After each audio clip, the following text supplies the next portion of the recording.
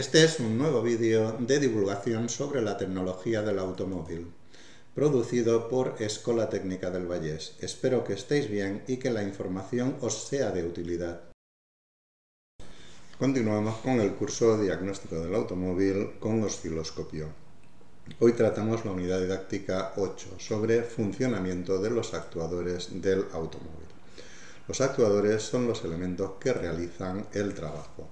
Transforman la energía eléctrica en otro tipo de energía, ya sea mecánica, térmica, luminosa, etc.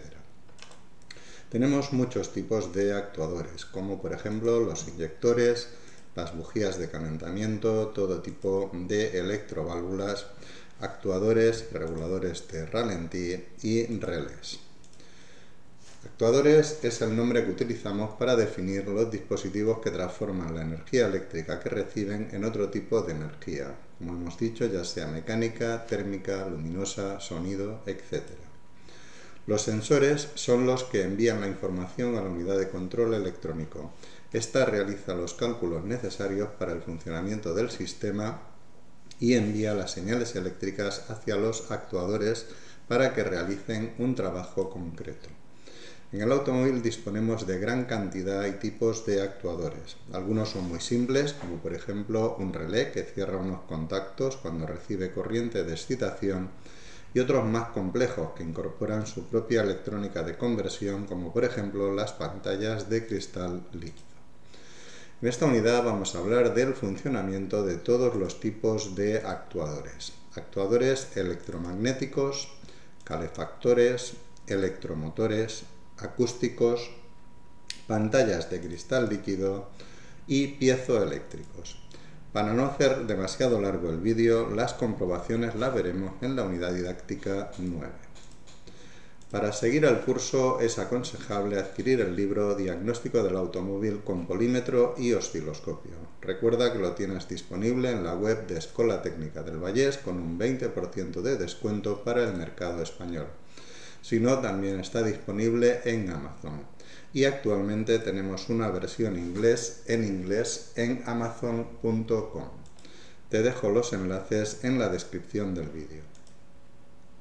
Vamos a ver los actuadores electromagnéticos. Son los que actúan basados en el magnetismo, ya sea de origen natural mediante imanes o creados por la electricidad, electromagnetismo, como por ejemplo relés, inyectores, electroválvulas de turbo, de GR, de canister, etc., acoplamiento magnético del compresor, bobina de encendido, alternador, etc. Y tenemos uno de los más simples, un relé. Es un actuador simple, como hemos dicho, y al aplicar corriente a la bobina, el núcleo adquiere propiedades magnéticas por efecto electroimán y se unen los contactos principales para alimentar a otro actuador. Con una corriente relativamente pequeña, de 0,25 amperios, excitamos la bobina entre los terminales 85 y 86.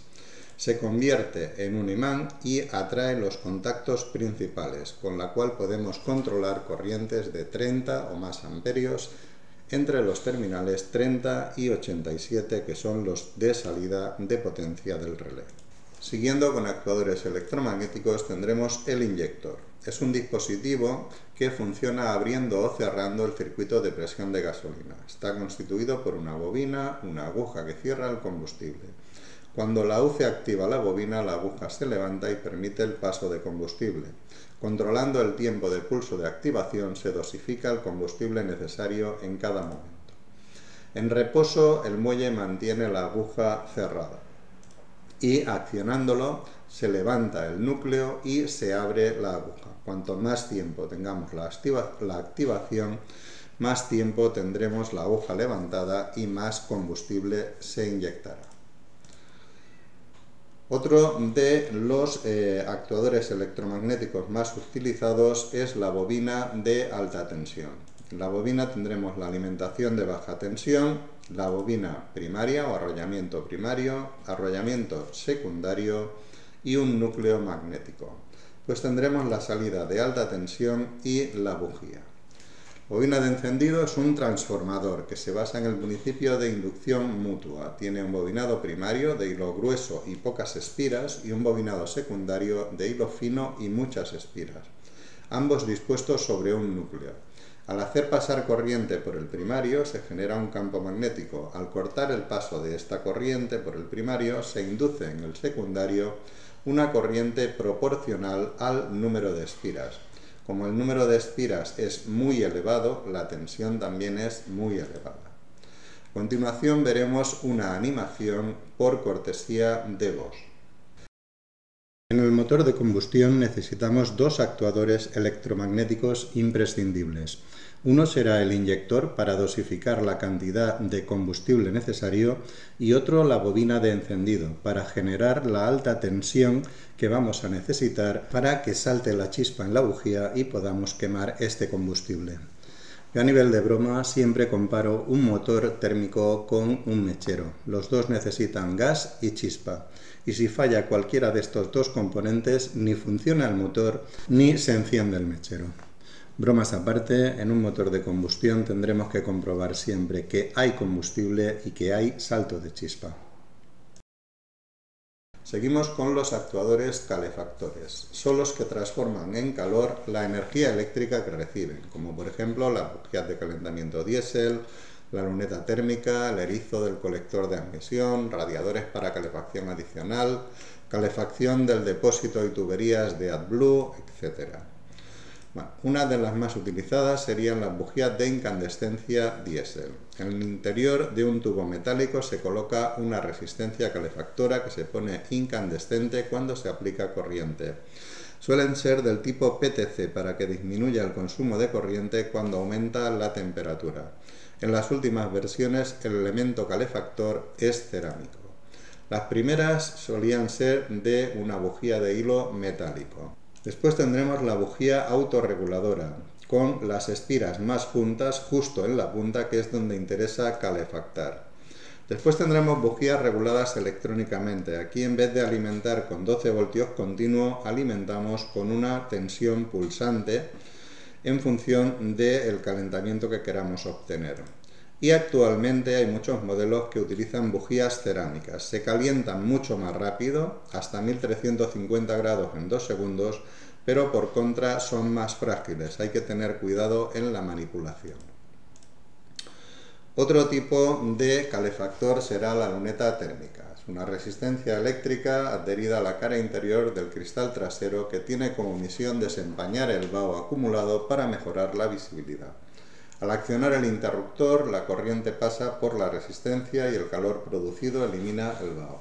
La desconexión suele ser automática. También se puede instalar en el parabrisas con resistencia mucho más finas y colocadas en el interior del cristal para no interferir en la visibilidad. Después tendremos otros elementos como la calefacción adicional.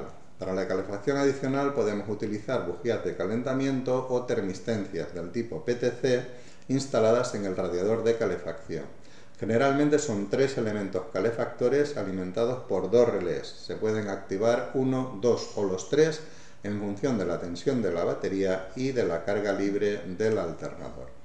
Y tendremos la termistencia positiva, perfil de silicona aislante y chapas de contacto de aluminio. Y para activarlo tendremos el relé 1 y el relé 2.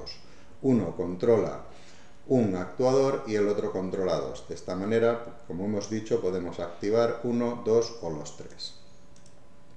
Pues tendremos los electromotores. Son los que transforman la energía eléctrica que reciben en energía mecánica, como por ejemplo el motor de arranque, la bomba de gasolina, los motores de levaluna, los motores paso a paso, estabilizadores de ralentí, actuadores de mariposa, motores para EGR, etc. Bien, los motores están compuestos por un estator y un rotor. En motores pequeños, tipo bomba de gasolina, el estator o inductor es de imanes permanentes.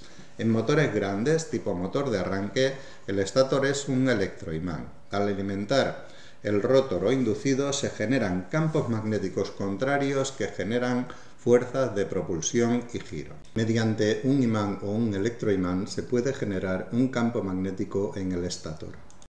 Un imán en motores pequeños tipo bomba de gasolina o un electroimán en motores grandes tipo motor de arranque. Si alimentamos las espiras del rotor, se genera un campo magnético en las espiras. El campo magnético generado crea fuerzas de repulsión y giro que intentan sacar la espira o este electroimán del campo magnético del estator.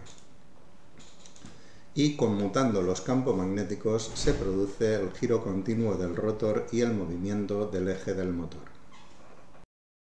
La conmutación de los campos magnéticos puede ser electrónica, como en el motor brushless, o mediante colector y escobillas, como en el motor clásico de corriente continua.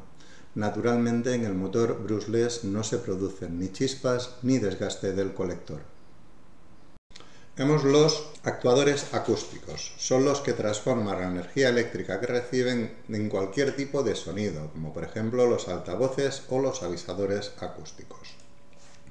Altavoces son utilizados en el sistema de autorradio y transforman en sonido las señales eléctricas del equipo de radio o amplificador ecualizador. También se utilizan para transmitir mensajes al conductor o para mantener conversaciones telefónicas. Esencialmente es una bobina que hace vibrar una membrana para emitir ondas sonoras. La corriente eléctrica se hace pasar por una bobina, hay un imán, se producen unas vibraciones que son transformadas en ondas sonoras. Después tendremos también los avisadores acústicos. Estos son pequeños altavoces del tipo piezoeléctrico que generan o un zumbido o un gong para avisar al conductor de alguna circunstancia que merece su atención. Consiste en una membrana cerámica que es excitada por la UC con una frecuencia variable y modulada para que emita un sonido característico en función del tipo de advertencia.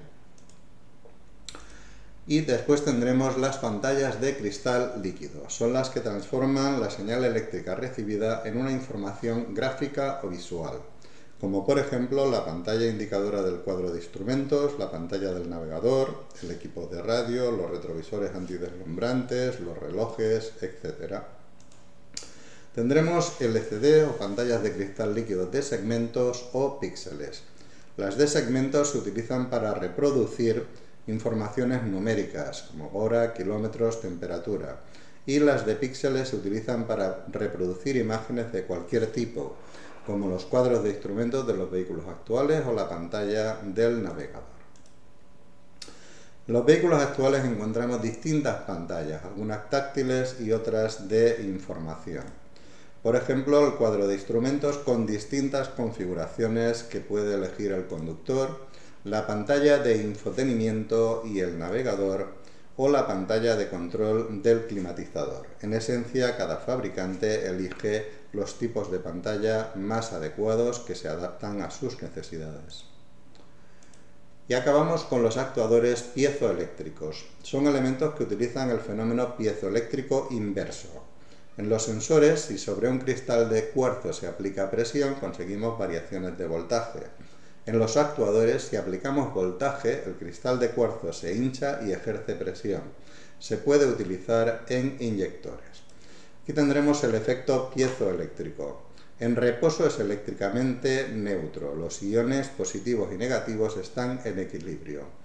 Bajo presión se deforma la estructura cristalina y se desplazan los iones. De esta manera se produce una tensión eléctrica. Y bajo tensión, aplicando tensión, se produce una deformación de la estructura cristalina y en consecuencia se puede generar una fuerza de empuje. Los actuadores piezoeléctricos utilizados serán, por ejemplo, en diésel, formados por un paquete de láminas de material cerámico mejorado que al aplicar corriente pueden abrir la electroválvula y permitir la salida del combustible. También se pueden utilizar en motores de gasolina. La principal ventaja de los actuadores piezoeléctricos es que son 4 veces más rápidos que los electromecánicos. A continuación veremos una animación sobre el funcionamiento de los actuadores piezoeléctricos. Los sistemas Common Rail actuales consiguen presiones de hasta 2500 bares. Esta alta presión de combustible permite una pulverización óptima del combustible. A esta pulverización óptima le añadimos que un inyector puede hacer hasta 8 inyecciones por ciclo, 3 preinyecciones, 2 inyecciones principales y hasta 3 post-inyecciones se consigue un alto rendimiento del motor y bajos niveles contaminantes. No obstante, los inyectores electromecánicos actuales permiten cumplir la normativa anticontaminación. Esto ha llevado a algunos fabricantes a dejar de montar inyectores piezoeléctricos que son más complicados y más caros que los electromecánicos.